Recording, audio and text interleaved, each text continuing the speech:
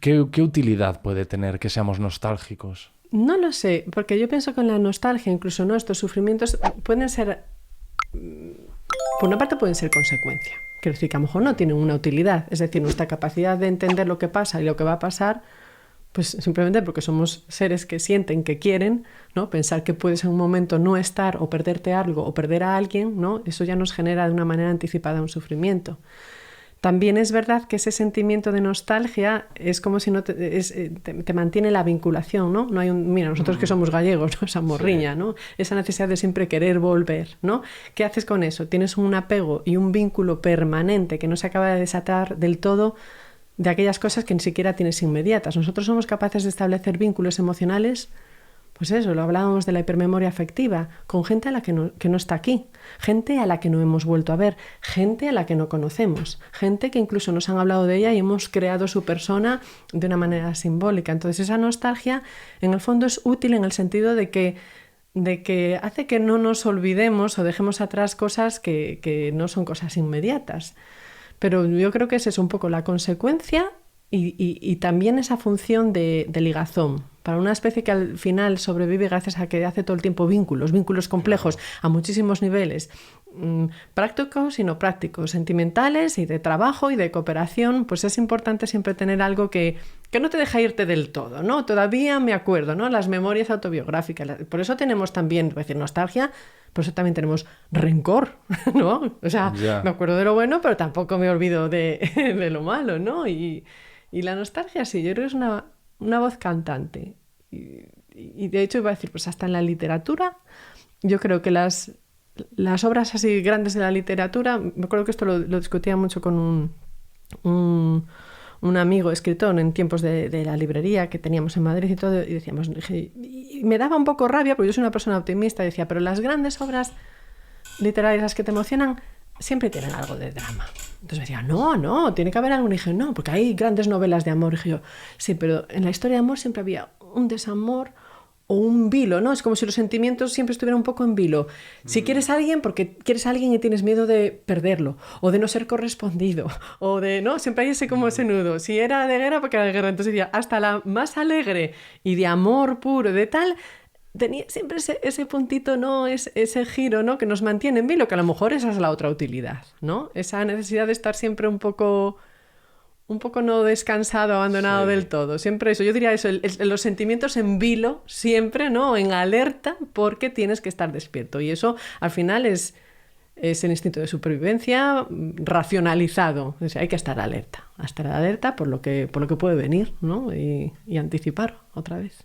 Es que, de hecho, en el libro abordas un tema que se ha discutido en este podcast hasta la saciedad, porque me interesa muchísimo, que es la potencial relación entre la creatividad artística o la inteligencia y lo que sufre la persona. Tú estabas diciendo, ¿no? Las grandes obras siempre hay un drama, sí, hay una amargura, hay un pozo. Yo ahora mismo estoy enamorado de un paisano nuestro, que es Torrente Ballester. Me ha dado por leer mucho Torrente Ballester. Te voy a decir, yo creo que de las... Hay veces que les digo, no sabría a lo mejor escoger una sola, pero a veces me dices, ¿qué libro leíste que hizo la cabeza ¡pum! Y iba a decir la saga Fuga de J.B. ¡Bum! O sea, era como si estuvieras escuchando eso, una saga Fuga, una sinfonía, era continuo, ¿no? Y claro, Torrente Ballester. Claro, y luego lo ves en las entrevistas y era una persona con una inteligencia y una sensibilidad sí, que curiosamente yo creo que él cubría con una actitud un tanto huraña, pero tú lo escuchabas y decías, este señor es la cabeza, y lee sus libros. Yo estoy ahora con Los gozos y las sombras.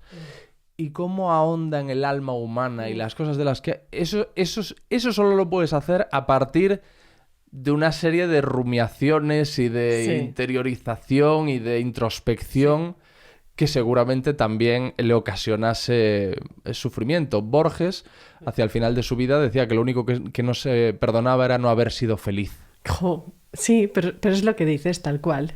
Y además, mira, descubrí, claro, no sé si en un podcast debería estar hablando de otro podcast. Puedes hablar, claro que sí. No sé, descubrí, pero había una hora que se llama de Grandes Infelices. Sí, Javier Peña. Claro, sí, y claro, entonces son eso, todas las historias de los grandes infelices detrás de las grandes obras, ¿no? Entonces te ponía a todos estos escritores y dices tú, me decía, por ejemplo, a mí me dicen, no sé... ¿Qué libro te hubiera gustado escribir? Yo creo, así de primera, siempre, igual que hablábamos, por ejemplo, de este de Torrente Ballester, ¿no? Pues hay un libro que a mí me marcó, que me quedé diciendo, yo me hubiera gustado escribir este libro, aunque no hubiera sido un escritor de una sola obra, casi como el que era Pedro Páramo de Juan Rulfo. Uh-huh. Entonces yo decía, yo si hubiera sido capaz de que de mí saliera ese Pedro Páramo, era como, ya está, y como él, escritor de una sola obra prácticamente. Ahora, fue un hombre, un infeliz, o sea, y probablemente si no hubiera habido esa tristeza, que a lo mejor a día de hoy te dicen, se lo hubieran curado, se le hubieran dado una medicación, o lo que tenía una depresión, pero si no hubiera tenido el sufrimiento terrible, no creo que hubiera escrito aquella obra tan extraordinaria de vidas y muertos y de la atmósfera que creaba, pero era terrible, o sea, es que venía escuchando y decía, es verdad, o sea, era un hombre que su vida estaba marcada por la muerte o su vivencia de la muerte, porque a la muerte estamos expuestos todos, y claro, con ello hizo una maravilla creativa, pero claro, las grandes inteligencias, al final, que no digo que ni que todos los inteligentes tengan que ser tristes, ni lo son, ni contrario, ¿no? Y luego hay problemas mentales que nada tienen que ver con inteligencia, etcétera, etcétera, no se puede simplificar. Pero sí que es verdad que una persona de altas capacidades o con altas inteligencias está como más alerta, o sea, está como más preparada a hacer conexiones, ¿no? Porque a fin de cuentas los problemas que es, empiezo aquí veo un indicio, esta culpa, conecto estas dos cosas, me doy cuenta de lo que está pasando antes que el otro, que es lo que a veces también llamamos intuición, ¿no? Sí. La intuición, ¿qué es? Aunque tú no lo hagas conscientemente, lo estés procesando, hay cosas que tú ya has visto, ya has sentido y que has vivido y que de alguna manera las sabes conectar y entonces ya te estás dando cuenta de lo que pasa, ¿no? De lo que hay de fondo. Y entonces una persona con esa capacidad de momentos eureka, ¿no? De estar viendo lo que otros no ven, probablemente a veces ve donde no hay, ¿no? Yeah. Y se preocupa por lo que no está pasando, pero podría pasar, ¿no? Y eso, ese cerebro pasado de revoluciones, al final, ¿no? Pues puede generar mucho sufrimiento. Ahora, a pesar del incordio personal y del sufrimiento personal, ¿nos viene bien que haya gente que se preocupe demasiado?